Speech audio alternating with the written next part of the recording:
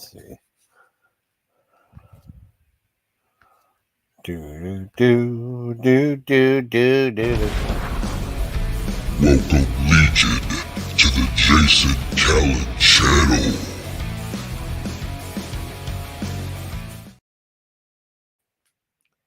Hey, my Legion, how y'all doing today? I want to do a review. It's kind of like horror related, but not really a horror movie, I guess. I want to do a review of Stay Tuned. Now my history with this movie is I'm a big fan of like those movies that spoof TV, and usually these came back like in the 70s. There's a whole bunch of them, like Television, Prime Time, which is a really forgotten one that was on YouTube. The Groove Tube and Kentucky Fried Movie, just to name a couple. And those are movies that are pretty Groove Tube and like Kentucky Fried Movie has some scenes that are really dirty. Television is a little bit dirty, but I mean these are movies that usually have a short running time. I think Groove Tube was like 70 minutes. Television was like 76 or something like that, or 60 or something.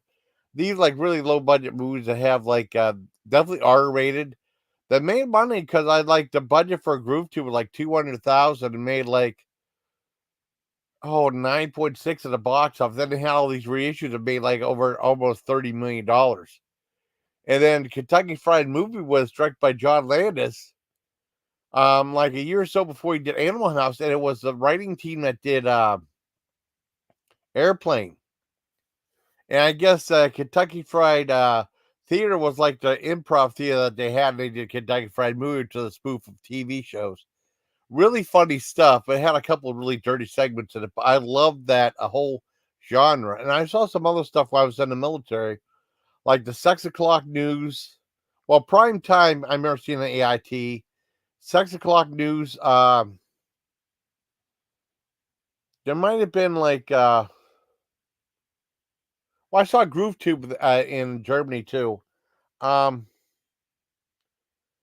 there might have been a couple. Well, I saw Television in Fort Detrick, Maryland, because I heard of it, but when I had trouble finding it, because these movies aren't really easy to find. And the movie Stay Tuned is very similar to this, but it's on like a much higher budget. The budget was this. I think I heard anywhere from like 16 million to 20 million to 25 million. It only made 12 million at the box office. This came out in 1992.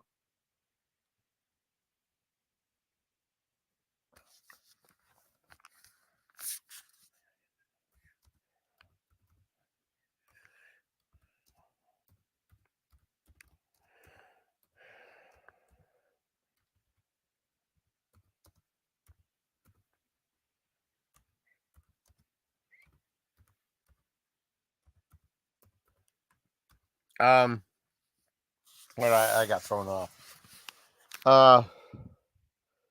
And I always like these types of movies. There's other ones out there. I saw there was one called that Truman did called Viewer Discretion is Advised. I think that's what it was called. And then there was one called Video Vixens I saw in Germany. It was like a take of dirty movies. It was like the porno movie awards. And I thought that was funny. It's an Academy one. So I would just have one for porn. That was funny too. It was similar in nature. I saw it in Germany too. And that's weird because I put I put a scene for a real porno movie in there. Just I thought it was funny. Um, or a partial scene and not a big scene because it took away too much from the movie.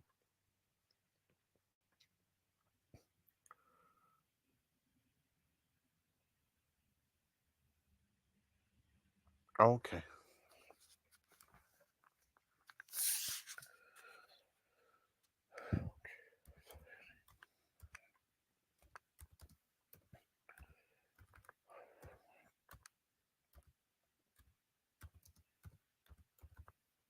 Oh, what are that? I mean, there's other movies to that ilk around. I can't remember. Oh, and also, I forgot Amazon Women on the Moon. Yeah, that was one that a bigger budgeted one that they did. I can't remember the budget for that one. I know that was much bigger than Kentucky Fried Movie. Let me look up Amazon Women on the Moon. That was one from John Landis too. It was Women on the Moon. That was one that came and went. Cisco and Ebert hated that one too for 1980. I saw that in Germany. That was another one I saw. Yeah, see, the budget was $5 million. It only made $458,000. I don't think it was well received. Oh, the DVD release features an unreleased sketch called "The Unknown Soldier" starring Robert Loggia with Ronnie. I never saw that. Oh, some television broadcast film features the sketches Peter Pan Theater and a French ventriloquist dummy. I'll have to watch that. Wow. Aw. And it said I didn't know that an alternate version of the Penthouse sketch was filmed for the television. Oh, okay, yeah. Monica Gabrielle and Elena Duray instead of walking. Yeah. Because they had like that one girl from I can't remember her name.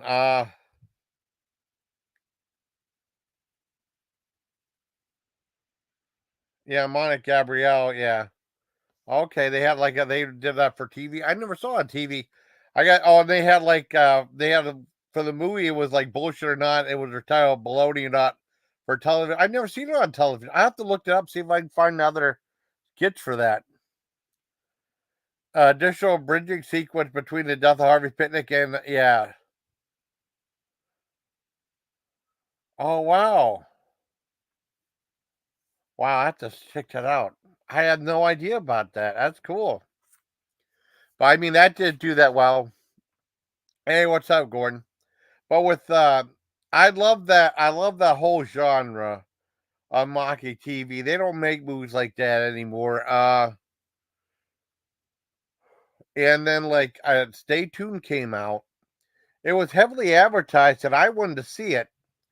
I remember the one thing coming out of the army and stuff, almost all the drive-ins were gone in our area. I mean, we had Prescott had a drive-in, and also they had the Sunset was a drive, still had a drive. Now the Prescott drive-in closed down in like 97, 98, but the Sunset Drive is still around. That's the only drive we have. That's in Corey, and that used to be one for porno movies back in the day because they used to shoot them on like regular, and they were they're like a movie with like dirty scenes, and they used to have that because we used to have a ton of theaters and stuff back in the 80s because they used to have if you get the newspaper, they had like this big black and white section with movie ads and stuff like that, and they had one for porno films. There was two. There was the Corey Theater. Oh yeah, I didn't block you. I think one of my mods did. I didn't block you though. Now I'm sure you saw it. Oh, I don't know. I had no idea. I didn't block you though. And there was a movie called Stay Tuned. And I bet you'd like that movie, Jedi. That's a really good movie. It was John Ritter and Pam Dauber in it. And like I said, we went to the drive-in because I wanted to see it. Because my dad and I used to go, we went to the drive-in theater maybe about like 7 or 8, 6 or maybe 5 or 6 times in the 90s. Oh yeah, Stay Tuned's a great movie. It really is good. And usually the problem with the drive-in was one of the movies we saw we liked and the other one sucked. This was the only time that both movies were great because we saw Stay Tuned with John Ritter and Pam Dauber, and then we saw the Clint Eastwood movie Unforgiven, which won Best Picture for that year, that Western he did. A super violent R-rated movie, and they opened up with a PG-rated movie that was Stay Tuned. And basically, this movie was just a forgotten film, right? And it's about when it came out, it bombed real bad though, but I liked it. It had like the principal from Ferris Bueller who got into a lot of trouble later on. You don't see him anymore. It had Eugene Levy in it too, and they had of course, Pam Dauber and John Ritter. And I guess that I saw a thing about 10 things you didn't know about Stay Tuned, right? And they're trying to hire Richard Dreyfuss and Tracy Ullman to play those characters, and they said they wanted too much money. So they hired John Ritter and Pam Dauber instead. I don't think it would have been as funny if they would have done Richard Dreyfuss and Tracy Ullman. I don't think it would have been, the timing wouldn't have been as good, because John Ritter is used to being in television, and this is a comedy about television. So I think it fits his personality really well, because he would just, I mean, he was like a TV star, and he had the miniseries, and he was in the 2 Problem Child movies. I just saw a Problem Child 2 in that summer of 1991 at when I was in Fort Gordon, Georgia, at the theater. Even though it had some of the worst of practical effects, like the throwing up didn't look like throwing up, and then there was a part where they had a fight with pizza, and they took off it was supposed to be cheese that looked like slime or something. I mean, the effects, I don't know who did the effects, but they all looked horrible, you know. Anyway, stay tuned about like this couple. This guy's obsessed with TV as John Ritter, and then Pam Dauber's his wife, and he has like 2 kids, son and daughter. And Pam Dauber's trying to get his attention because he wants to go away with him. And I think Pam Dauber's really cute. She'd grab my attention right away. I think she's cute. Oh, and I saw the Gwen video. Hi, Estrella. I like Gwen a lot. And, I know she has big breasts, which is fine, too. I like Gwen. I saw your video, Miller. I did see that. And I thought the movie was great. And what it's about is this guy, the principal from, I can't remember his damn name, though. The principal who got in trouble from Ferris Bueller's Day Off played like this guy from hell that sold John Ritter this satellite TV system that has 666 channels. So this is before, like, before cable got really crazy with digital cable and stuff like that. This back was in more of its infancy. And now, like, 666 or more channels is, Jeffrey Jones. Yes. Jeffrey Jones was that character. I forgot. Thank you. He got into a lot of trouble for CP and bad stuff like that, too. But, I mean, he played, like, the devil character, and he sold him that TV, and what happened was there was a malfunction, and with the thing, and basically what happened is to suck both of them inside. And he signed a contract just with the John Ritter signed a contract. Both husband and wife were sucked into the TV, and they had to go through this gauntlet of like these spin-offs, the evil spin-offs of TV shows like 3 Men and Rosemary's Baby, or the David Dukes of Hazzard, or My 3 Sons of Bitch, and this stuff. Oh, really? What's he? Oh, how do I have a lot to do with Jeffrey Jones? Okay. He got into a lot of trouble, though. And that's why you don't see him that much anymore. I don't know if he was acquitted for what he was accused of or not. I don't know. But he was riding high for a long time. And then he I don't know if he screwed up or he got, I don't know the whole legal aspects of it, but it didn't look good for him at all. And they got sucked into the TV. Oh yeah, I think it's good. It's on. I know you don't like Tubi TV. It's on Tubi. Basically they get sucked in there and they have to make it through 24 hours, or they're trapped in hell. However, if they make it through and they're not killed or what have you, they get released back to the surface world. That's like they're like in type of limbo, right? And then if they survive 24 hours, they get released. That's the tree they made with God and stuff right there. That's the thing, If they don't survive, they get their souls. If they're not, they get released back to the regular world. And it's really a fun movie. There's a great sequence, anime sequence that was directed by Chuck Jones, and that's the one everyone always talks about.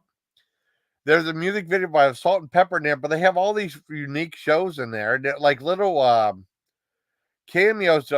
Captain Lou, they do a wrestling thing. Captain Lou Albano is like the announcer, which was really cool seeing him in the movie. And he's done a little bit of movies. Yeah, it had a Three's Company scene. It didn't have for whatever reason, I don't know. It did not have Joyce DeWitt or Suzanne Summers. That it had a Three's Company scene towards the end. It had two actors impersonating it. It would have been cool if they would have got Joyce DeWitt and Suzanne Summers. I don't know if Suzanne Summers wanted too much money, but back then she was doing the. I remember back at that time she was doing those. The Ab Master or whatever it was. She was doing those infomercials for that. I don't think she was in TV or movies that much. She was just doing infomercials. I don't know if she will want a ton of money for that or not. Because, like I said, they wanted originally Richard Dreyfuss and Tracy Ullman to play those characters, and they wanted more money than the budget would have allowed for that thing. Oh, I thought John Ritter was great. John Ritter's a great actor. I think he was great in the movie. They originally wanted Richard Dreyfuss, but they got John Ritter. I think they got the better end of the deal with John Ritter. I guess Richard Dreyfuss and Tracy Ullman wanted too much, but I don't remember Tracy Ullman being in a lot of movies. I mean, she had that popular Tracy Ullman show, but I don't know why that would demand such a high paycheck for her. Pam Dauber was on from Mork and Mindy was on that show. She had a show, My Sister Sam, and then I don't know what happened to Pam Dauber after that. She was in that movie. I always thought she was cute. But nevertheless, I mean, we started going, like I said, my dad and I went to the drive-in. And back then they had a special $5 a carload. So it's like $5 to see two movies for two people. You can't beat that, And then we'd bring food, and usually we brought like cherries in, And those are fantastic. And then, just throw the seeds out, it's biodegradable, It reminded me like it reminded me of seeing in Naked Gun. I had a chance to see the first Naked Gun in Germany at the theater, but I couldn't see it because I had to work.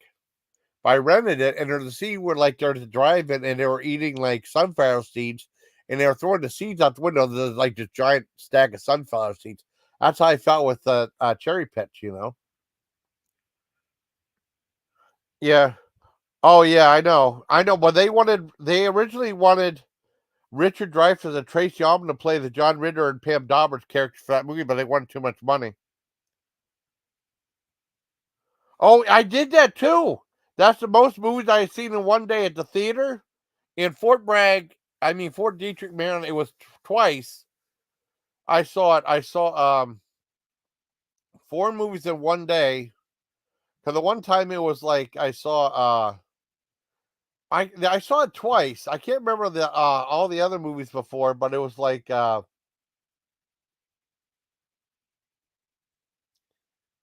was what was it? It was Colors, Leonard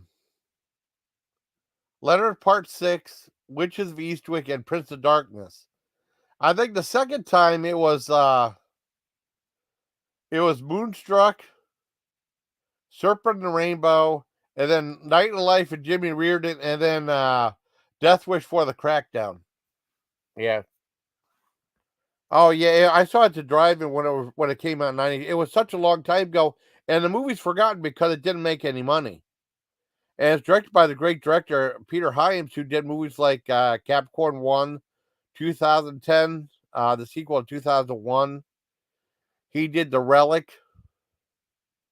He did Time Cop with Jean-Claude Van Damme. He directed a whole bunch of good movies. I can't remember what other movies did he direct. But it's a great movie. I give it a 10 out of 10. I think it's a lot of fun. Most people, if they remember the movie, most people just remember the animated sequence where both Pam Dauber and John Ritter played mice. And Chuck Jones directed it. It was like a Warner Brothers type thing. It's actually a really good movie. And it has like an action, and it has like some action to it. Kind of like, not quite like Back to the Future, which had some action towards the end, but around that realm to it. But it just never took off. I don't know why it didn't make more money. I mean, the budget was like around 20 million, and that's like you were talking about. Like, there are certain movies that the budget's so high they can't make that much money back. But I mean, this one had a high budget, but I don't remember it like a 20 million, 25 million, and it only made 12 million at the box office. Great movie. I don't know why it didn't do better. But I like that type of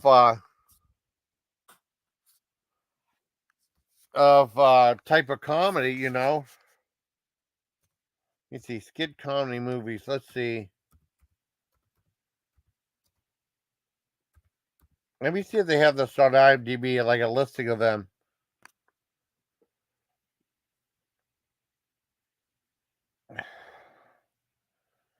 Oh, let's see. No, IMDb. Hold on. Let me check IMDb right here. Hold on.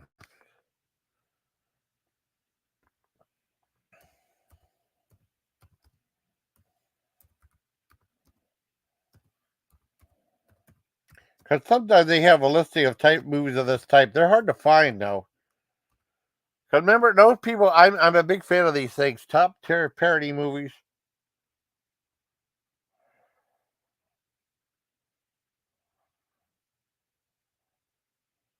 I don't know.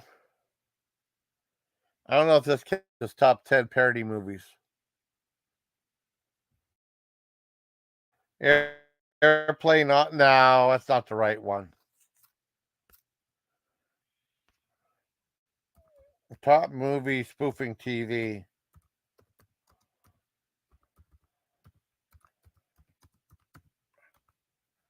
I don't know if they'll have that. No. No, I mean, it's like I don't know. I'm a big fan of that type of thing. Yeah. It's quite good, though. I thought Stay Tuned was a lot of fun.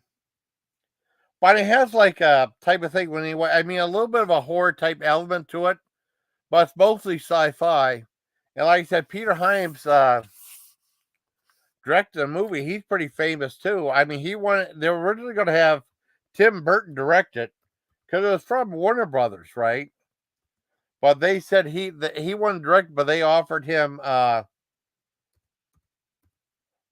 direct Batman Return. He had like full reign over that movie. Let me see, Peter Hyams. Did he pass away? No, he's still around.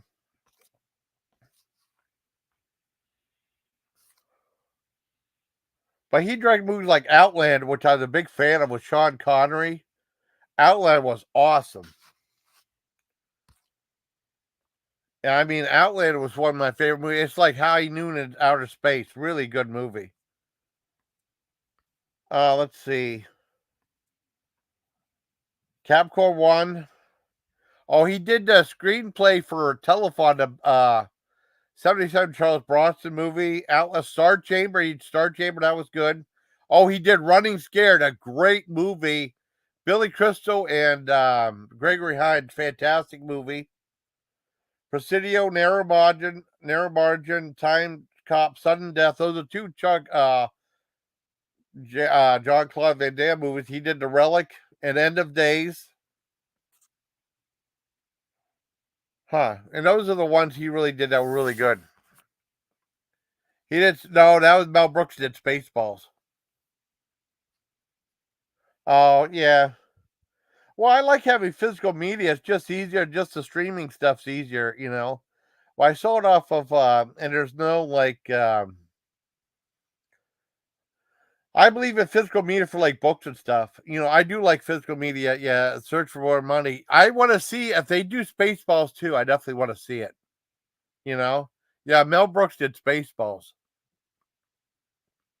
Yeah, there's other things I want to do reviews of. I've been doing like I want to do another horror movie review. Try to do it live tonight. It's not quite. I don't know if this quite counts as a horror movie. You know, but it has elements of horror in it because they go to hell. But it's more comedic. I don't know if it really counts. I want to do like another horror movie tonight and do a live review of it. Without a doubt. I mean, usually, yeah. Oh, they probably will. They probably will mess. I like Spaceballs too. I didn't see Spaceballs till a few years later. And some people said they really hated it. I like Spaceballs. I thought it was funny. I love that thing of like showing that RV, and there to see when they show the RV floating in space.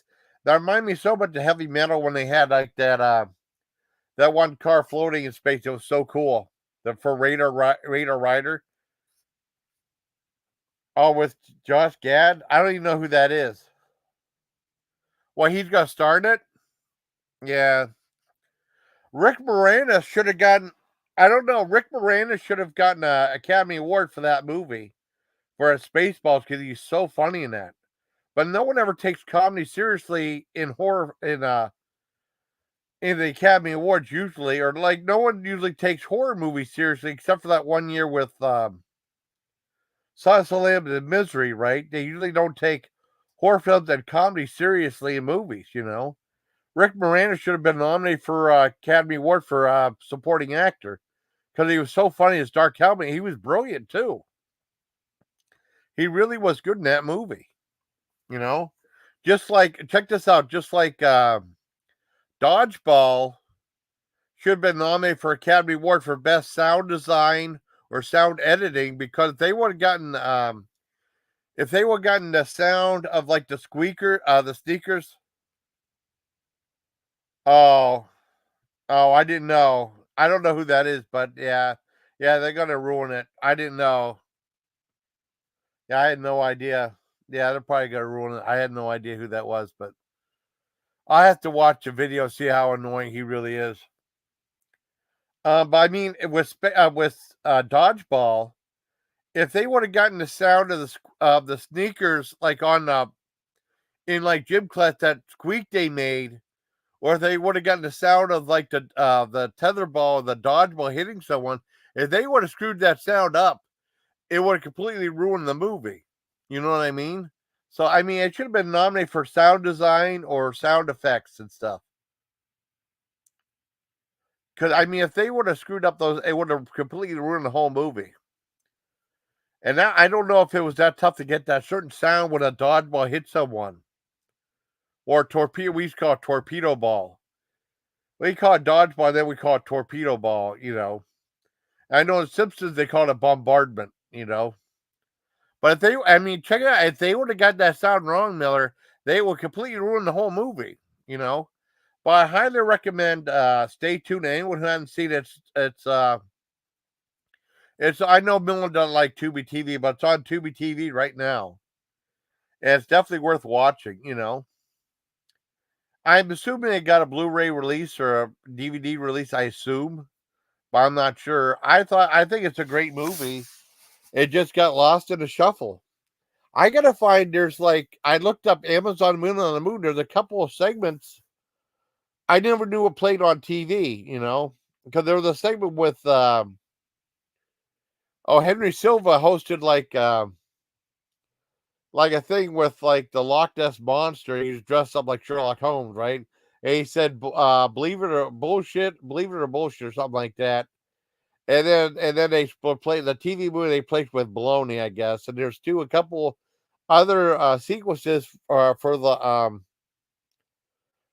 release for TV. I'll have to watch that though. I never saw that though.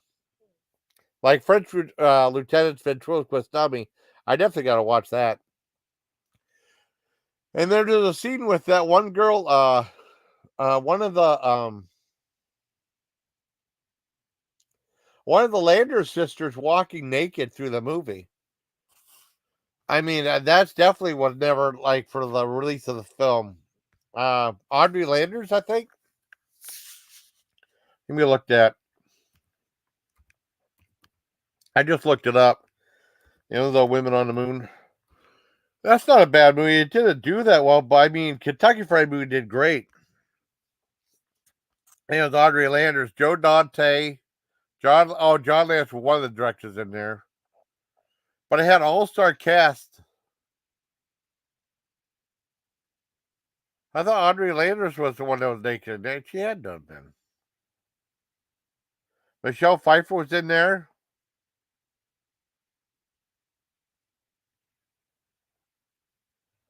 It was Monty Grant. Oh, I Chris Wood saw. Oh, I guess I was wrong. But I have to watch that though.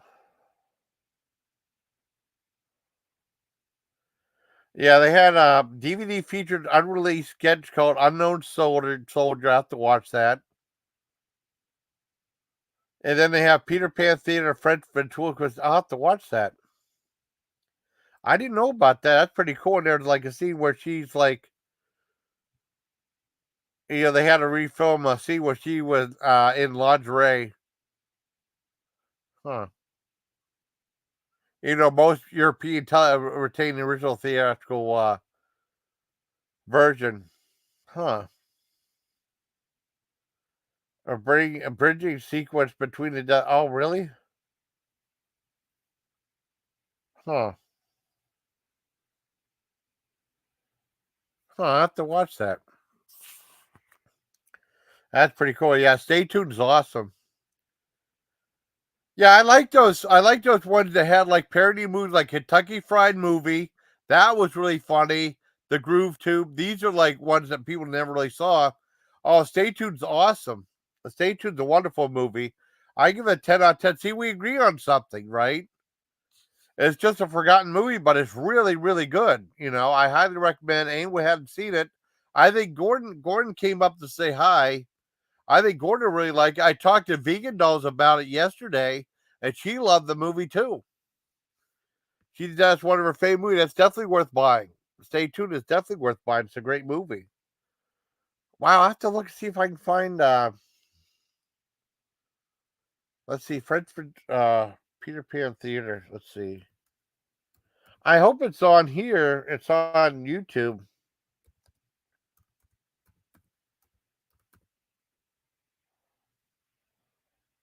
Yeah.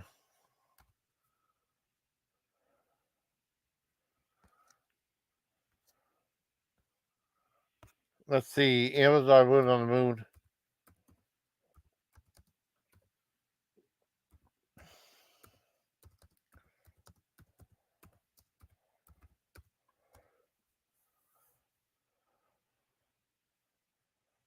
Okay, they got the French Ventriloquist. Oh, awesome.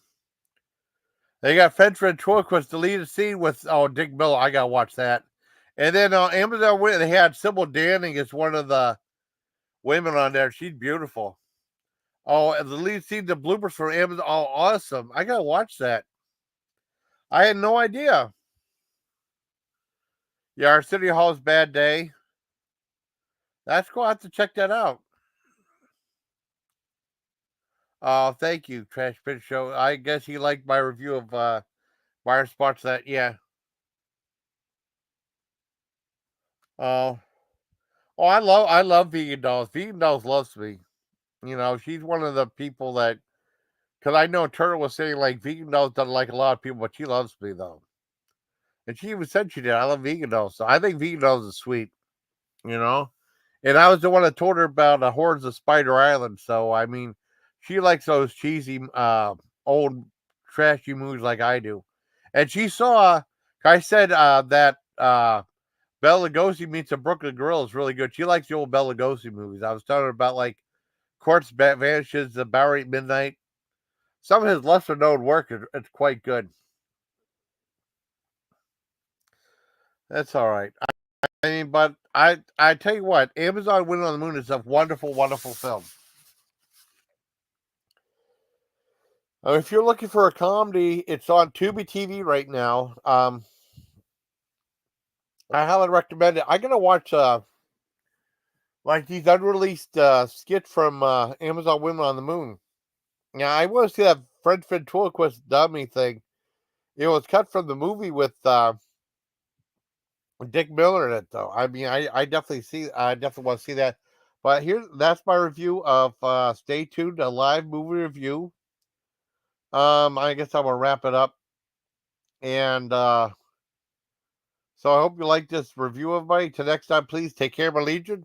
I definitely recommend Stay Tuned. It's a forgotten movie from a long time ago. It's quite. They have like commercial parodies in it, and like movie parodies, and mostly it's like I said, I don't know why they didn't get Joyce G. Witt or Suzanne Summers to play that in the three comedy segments. It would have been a cool cameo, though. Hi, Spoofer. If you get a chance, Pooper, see that Stay Tuned. It's really good. I was about ready to end it. I might do I'm gonna watch.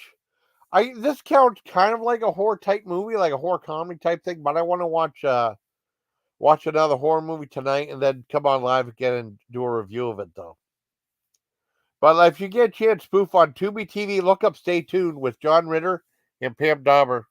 Oh, it's on Tubi TV. I think it's really funny. I think it's only like it's a forgotten movie because it didn't do well at the box office. It's on Tubi TV. And the thing with that is it had like a budget between 20 and 25 million. It only made 12 million to buy. I don't know why it didn't do better. It's really good.